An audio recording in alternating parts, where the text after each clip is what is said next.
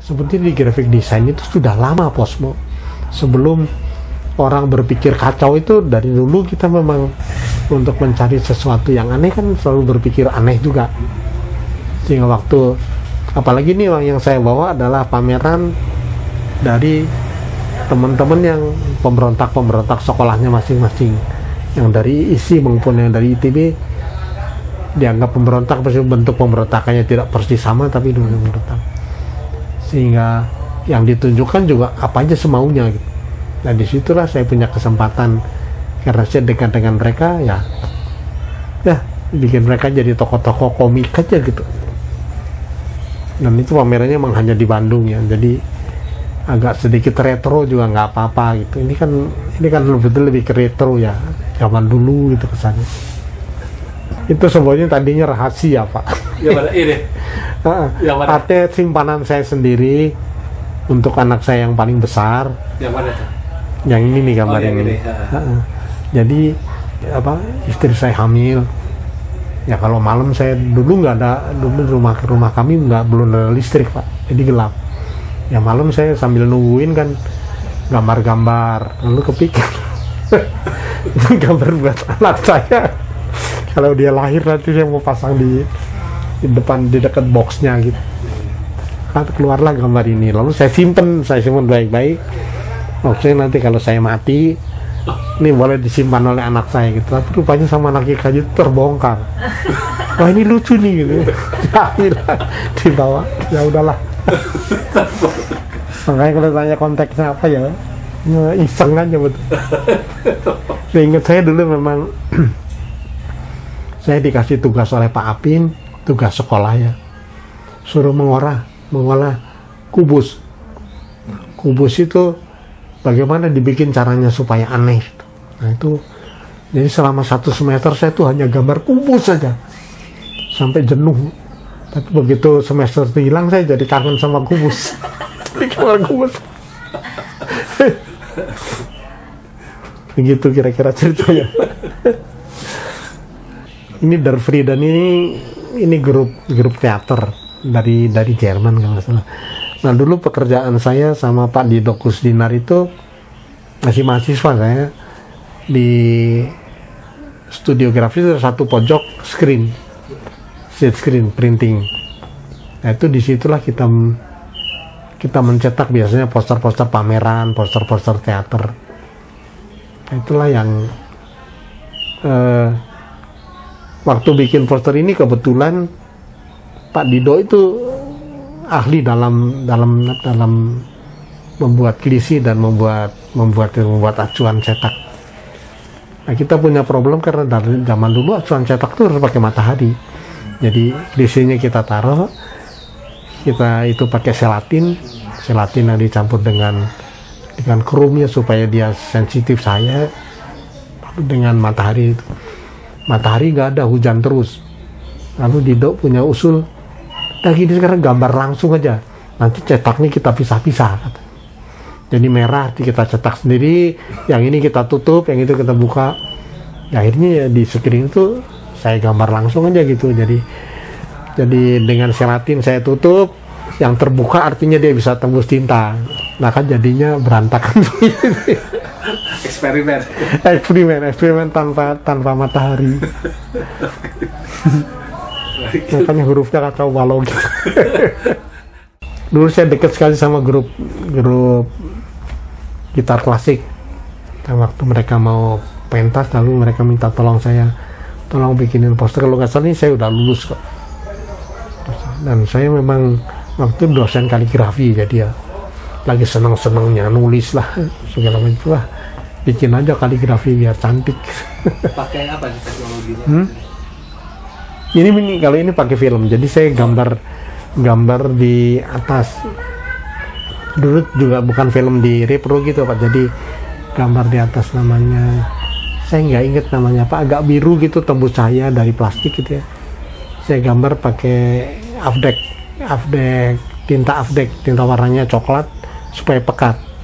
Nah, itu saya tulis langsung di situ. Lalu garis-garisnya dibikin pakai trackpen. Masih zaman kuno nih. Terus itu gradasinya itu Gradasinya itu dulu terus terang saya dapat idenya dari ada pameran grafis, seni grafis dari Amerika. Ada satu karya kecil warnanya begini nih. Saya pikir gimana caranya, lalu kita ngobrol berdua sama Pak Dido yang tukang, sesama mahasiswa yang ahli itu. Ini gimana caranya, Dok? Gampang ini, tahu nggak? Ini curang nih orang ini.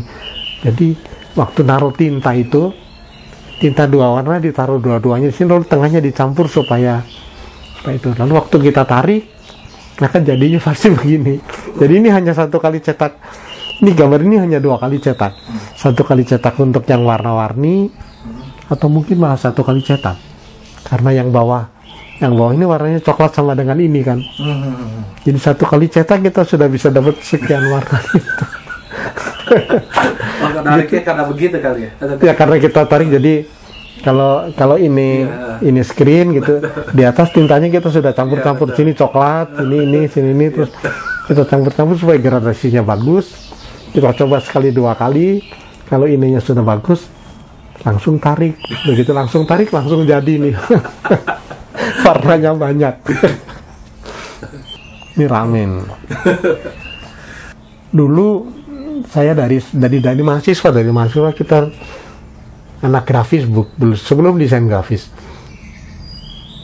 dapat kerjaan dari ya rame-rame, kita hanya jadi desainernya aja, bukan desainer, belum dan desainer.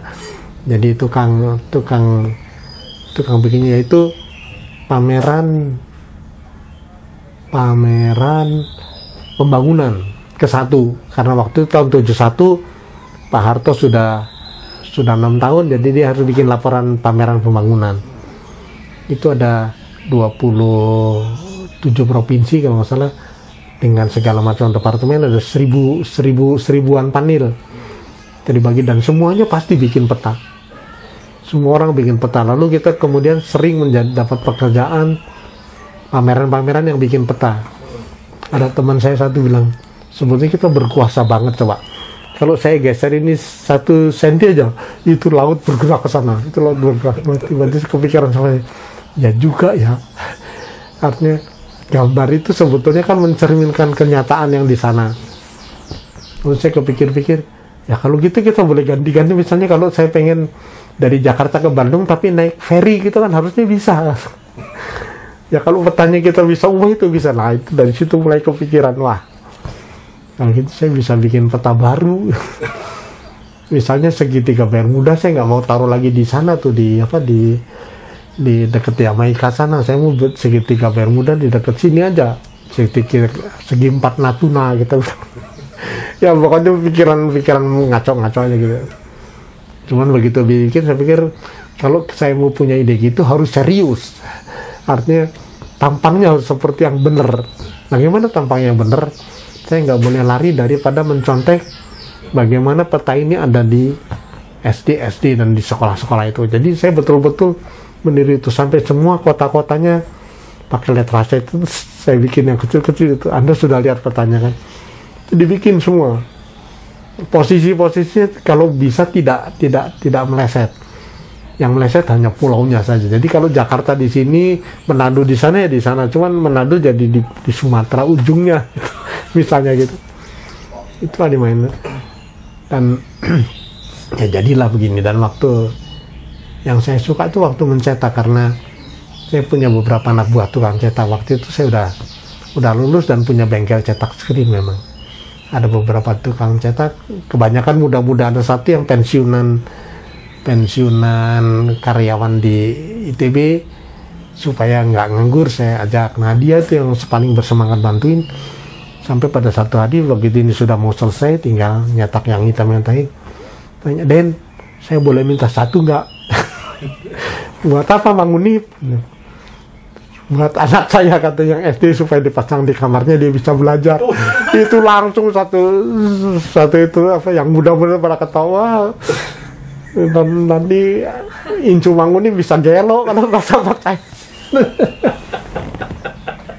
Tapi begitu akhirnya peta ini sebetulnya dikeluarkan waktu dulu setiap 2 tahun sekali ada pameran generasi muda. Jadi semua anak muda Indonesia karyanya dipamerin di tim. Nah itu dia masuk ke situ, dan ya di situ mulai ada perdebatan. Misalnya Tempo saya belum di Tempo waktu itu, mulai ngeledekin ini peta sebagai protes sosial. Saya bilang ini bukan protes sosial. Saya buat betul, kalau pemerintah punya dananya ini bisa dilaksanakan. Ini nggak main-main, dia bilang. Kalau mau dilaksanakan bisa. Saking senangnya dengar jawaban itu, ada sekda Aceh itu Musakir Walad kalau nggak salah. Dia datang ke Bandung dan dia beli satu. Ya kita semua tanya, buat apa ini Pak? Saya mau taruh di belakang meja saya biar semua nanti bupati-bupati yang datang bengong. Apa itu? Tapi begitulah. Ini dulu saya nggak ingat tahun berapa, ada di sini mungkin ya. Dulu waktu Ali Sadikin lengser. Jadi dan Ali Sadikin dulu sangat mungkin sebanding sama Jokowi sekarang, sangat diagungkan, meskipun banyak yang nggak suka ya sama aja, tapi sangat tegas, dan dia berhasil membangun Jakarta sehingga Tempo mau bikin penghormatan waktu dia turun gitu. Bikin sebuah cover issue khusus tentang ini. Nah, untuk itu lalu Prinka punya ide, dia nggak mau lagi bikin yang digambar. Bisa nggak sekarang bikin 3 dimensi, bikin patung? Nah, saya zaman dulu apa aja bisa lah. Lalu saya ajak teman saya namanya Haryanto Imam Rahayu, saya ajak, Har, kita kerja ini bareng yuk. Kerjakanlah di sini di rumah saya pakai tanah liat. Nah, lalu udah jadi warnanya coklat tanah liat itu kan. Udah jadi nih, mirip nggak? Dilihat mirip.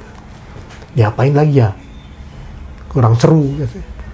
Dimerahin, dipakein baju batik kita bilang, kurang eye catching. Kalau buat cover kan eye catching, dicat aja di belakangnya kita tambahin gedung-gedung ini, jadi kita bikin dari tanah liat tapi dicat. Lalu ada kembang plastik, kalau nggak salah dari kembang plastik ditempelin mobil-mobilan, pokoknya ditempelin supaya seru aja. Tapi ini mukanya coklat gini nggak seru nih, matanya diputihin supaya kelihatan seperti mata gitu. Dimerahin aja mukanya supaya kontras sama itu. Prinkanya seneng tentunya. Ini dia nih cover yang dia cari.